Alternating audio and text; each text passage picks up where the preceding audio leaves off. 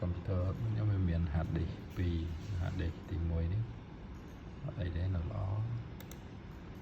ទី2នេះខូចបាទឥឡូវហ្នឹងវាមានបញ្ហាខូចឯកសារក្នុងហ្នឹងហើយបានទិញថ្មីវាមកដាក់ដូរ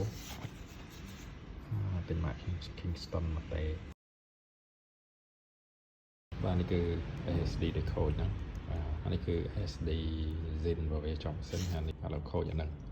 អញ្ចឹងវានៅសល់ប្រឡោះមួយទៀតដែលត្រូវថែម SSD ថ្មីអញ្ចឹងថ្មីនេះដាក់ចូលប្រឡោះនេះហើយព្យាយាម copy ឯកសារដែលនៅ copy បានយកមកចូលហាត់ SSD នេះវិញ